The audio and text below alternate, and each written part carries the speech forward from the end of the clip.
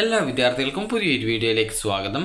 ഈ വർഷത്തെ Calicut university degree കോഴ്സുകളിലേക്കുള്ള ഫസ്റ്റ് അലോട്ട്മെൻറ്റ് പ്രകാരം അലോട്ട്മെൻറ്റ് ലഭിച്ച വിദ്യാർത്ഥികൾക്കുള്ള fee payment, mandatory fee payment വിദ്യാർത്ഥികൾക്ക് 25-ാം തീയതി വരെ ഓൺലൈനായിട്ട് അടക്കാവുന്നതാണ്.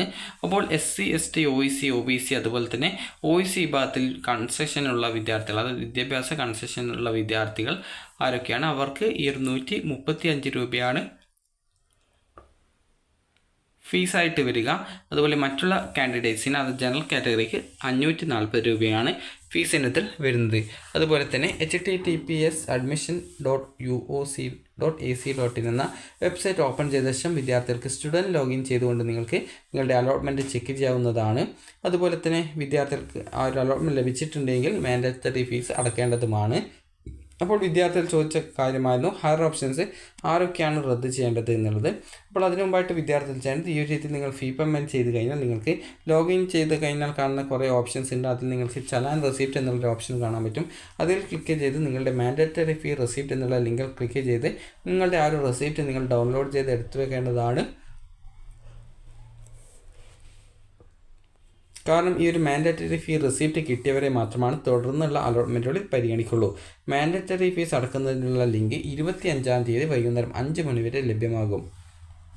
അതുപോലെ തന്നെ പേയ്മെൻറ്റ് ചെയ്യുന്ന സമയത്ത് ഈ ഒരു UPI ഉപയോഗിച്ചുകൊണ്ട് നിങ്ങൾ പേയ്മെൻറ്റ് ചെയ്യുമ്പോൾ അത് ഫെയിൽഡ് ആവാനുള്ള സാധ്യത കൂടുതലാണ്.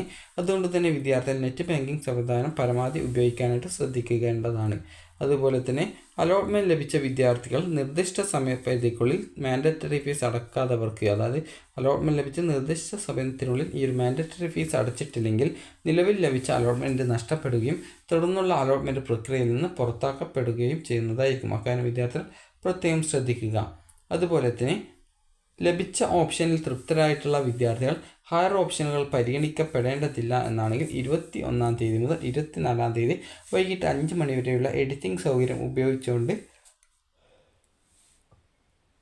മറ്റു ഓപ്ഷനുകൾ നിർബന്ധമായിട്ടും റദ്ദു ചെയ്യണം. അതുപോലെ ഹയർ ഓപ്ഷനുകൾ നിലനിർത്തുന്ന പക്ഷം പ്രസ്തുത ഹയർ ഓപ്ഷനുകളിൽ ഏതെങ്കിലും ഒന്നിലേക്ക് തുടർന്നുള്ള അലോട്ട്മെൻറ്റ് ലഭിച്ചാൽ അത് നിർബന്ധമായിട്ടും സ്വീകരിക്കേണ്ടതാണ്. ഇതോടെ മുമ്പ് ലഭിച്ചിരുന്ന അലോട്ട്മെൻറ്റ് നഷ്ടപ്പെടുന്നതും അത് യാതൊരു കാരണവശാലും പുനഃസ്ഥാപിച്ച് നൽകുന്നതും ആയിരിക്കില്ല. അപ്പോൾ ഹയർ ഓപ്ഷൻസ് ആരൊക്കെ ഡിലീറ്റ് ചെയ്യണം എന്ന് ചോദിച്ചാൽ ജസ്റ്റ് ഒരു ഉദാഹരണം കാണിച്ചു തരാം. നിങ്ങൾക്ക് ഒരു ഉദാഹരണം പറയുകയാണെങ്കിൽ, നിങ്ങൾക്കിപ്പോൾ ഒരു 5-ാമത്തെ ഓപ്ഷനാണ് അലോട്ട്മെൻറ്റായിട്ട് ഇത് ഫസ്റ്റ് അലോട്ട്മെൻറ്റ് കിട്ടിയത് എന്ന് കരുതുക. അപ്പോൾ ഇങ്ങനെ അലോട്ട്മെൻറ്റ് കിട്ടിയ വിദ്യാർത്ഥിക്ക് ഹയർ ഓപ്ഷൻ എന്ന് പറയുന്നത് 1 തൊട്ട് 4 വരെയാണ്. 1-ാമത്തെ ഓപ്ഷൻ ലഭിച്ച ഒരു വിദ്യാർത്ഥിയുടെ ഹയർ ഓപ്ഷൻ എന്ന് പറഞ്ഞാൽ പ്രത്യേകിച്ച് ഒരു ഓപ്ഷനുമില്ല. അതുകൊണ്ട് തന്നെ 1-ാമത്തെ ഓപ്ഷനിൽ അലോട്ട്മെൻറ്റ് ലഭിച്ച വിദ്യാർത്ഥികൾക്ക് ഒരിക്കലും അവിടെ ഹയർ ഓപ്ഷൻസ് ഇല്ലാത്തതുകൊണ്ട് പ്രത്യേകിച്ചൊന്നും ചെയ്യേണ്ടതില്ല. ഇനി നിങ്ങൾക്ക് ഈ ഒരു 5-ാമത്തെ ഓപ്ഷനാണ് കിട്ടിയതെന്ന് കരുതുക. നിങ്ങൾ അവിടെ ഹയർ ഓപ്ഷൻസ് ഉണ്ട്, അതായത് നിങ്ങൾക്ക് ഹയർ ഓപ്ഷൻസ് ഉണ്ട്. നിങ്ങൾക്ക് വേണമെങ്കിൽ ഇത് മുഴുവനായിട്ട് ഒഴിവാക്കാം. അല്ലാന്നുണ്ടെങ്കിൽ നിങ്ങൾക്ക് ഉദാഹരണത്തിന് 2-ാമത്തെ ഓപ്ഷൻ വേണമെങ്കിൽ ആ ഒരു 2-ാമത്തെ ഓപ്ഷൻ നിങ്ങൾക്ക് ഒഴിവാക്കി കൊടുക്കാം. അതിനുശേഷം നിങ്ങൾക്ക് അപേക്ഷയുടെ പുതിയ പ്രിൻ്റ് ഔട്ട് എടുക്കാനും സാധിക്കുന്നതാണ്. അപ്പോൾ ഇതിൽ പറഞ്ഞ പ്രകാരം നിങ്ങൾക്ക് 5-ാമത്തെ ഓപ്ഷനാണ് ഇപ്പോൾ കിട്ടിയത്. അടുത്ത സെക്കൻഡ് അലോട്ട്മെൻറ്റ് വന്ന സമയത്ത് നിങ്ങൾക്കൊരു 3-ാമത്തെ ഓപ്ഷനിലേക്ക് അലോട്ട്മെൻറ്റ് കിട്ടിയെങ്കിൽ നിങ്ങൾക്ക് 3-ാമത്തെ ഓപ്ഷൻ താല്പര്യമില്ലെങ്കിൽ 5-ാമത്തെ ഓപ്ഷൻ തുടരാൻ പറ്റുമോ എന്നുള്ളതാണ്. ഒരിക്കലും സാധിക്കില്ല. അതാണ് ഇതിൽ പറഞ്ഞിട്ടുള്ളത്.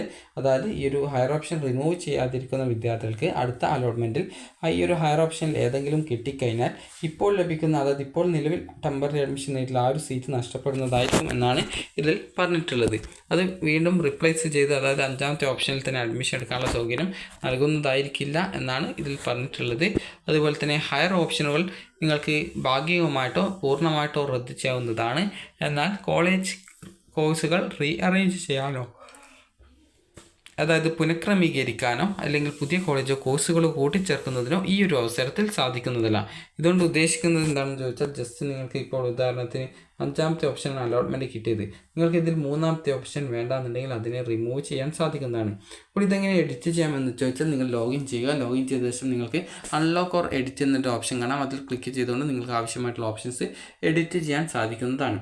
അതുപോലെ 2-ാം അലോട്ട്മെൻറ്റിന് ശേഷം, അതായത് നിങ്ങൾ ഈ ഒരു എഡിറ്റ് എന്തെങ്കിലും ചെയ്യുന്നുണ്ടെങ്കിൽ നിങ്ങൾ ആ ഒരു ഹയർ ഓപ്ഷൻ റദ്ദ് ചെയ്യുന്നവർ നിർബന്ധമായിട്ടും പുതിയ അപേക്ഷയുടെ പ്രിൻ്റ് ഔട്ട് നിങ്ങൾ എടുത്തിട്ട് സൂക്ഷിച്ചു വെക്കേണ്ടതാണ്.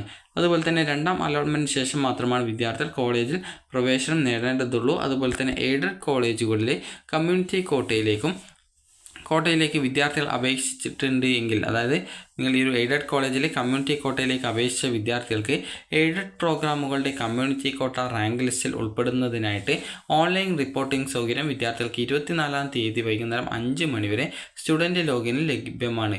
അപ്പോൾ നിങ്ങൾ സ്റ്റുഡൻറ്റ് ലോഗിൻ ചെയ്ത ശേഷം കമ്മ്യൂണിറ്റി കോട്ട എന്നുള്ളൊരു ബട്ടൺ കാണാം. അതിൽ ക്ലിക്ക് ചെയ്ത് റിപ്പോർട്ട് എന്നുള്ള ബട്ടണിൽ ക്ലിക്ക് ചെയ്ത് കഴിഞ്ഞാൽ നിങ്ങൾക്ക് നിങ്ങളുടെ ആ ഒരു കമ്മ്യൂണിറ്റി കോട്ട സീറ്റ് ആ ഒരു റിപ്പോർട്ട് ചെയ്യപ്പെടും. അപ്പോൾ അങ്ങനെയെങ്കിൽ അങ്ങനെ റിപ്പോർട്ട് ചെയ്തിട്ടുള്ള വിദ്യാർത്ഥികളെ മാത്രമേ എയ്ഡഡ് കോളേജുകളിലെ എയ്ഡഡ് പ്രോഗ്രാമുകളിലേക്ക് കമ്മ്യൂണിറ്റി കോട്ട പ്രവേശനത്തിനായിട്ട് കൺസിഡർ ചെയ്യുള്ളൂ. കമ്മ്യൂണിറ്റി കോട്ട പ്രവേശനത്തിനായിട്ട് ആഗ്രഹിക്കുന്ന വിദ്യാർത്ഥികൾ ഇപ്രകാരം ഓൺലൈനിൽ റിപ്പോർട്ട് ചെയ്യേണ്ടതാണ്. അപ്പോൾ ഇനി നമുക്ക് എപ്പോഴാണ് ഈ ഒരു സെക്കൻഡ് അലോട്ട്മെൻറ്റ് എന്നുള്ള കാര്യം കൂടി നമുക്ക് നോക്കാം. അപ്പോൾ അലോട്ട്മെൻറ്റിൻ്റെ ഷെഡ്യൂൾ പ്രകാരം വിദ്യാർത്ഥികൾക്ക് ഒരു സെക്കൻഡ് അലോട്ട്മെൻറ്റ് പ്രസിദ്ധീകരിക്കുന്നത് 27-ാം തീയതിയാണ്. അപ്പോൾ ജൂൺ 27-ാം തീയതിയോടെ വിദ്യാർത്ഥികളുടെ സെക്കൻഡ് അലോട്ട്മെൻറ്റ് റിസൾട്ട് പ്രസിദ്ധീകരിക്കുന്നതായിരിക്കും.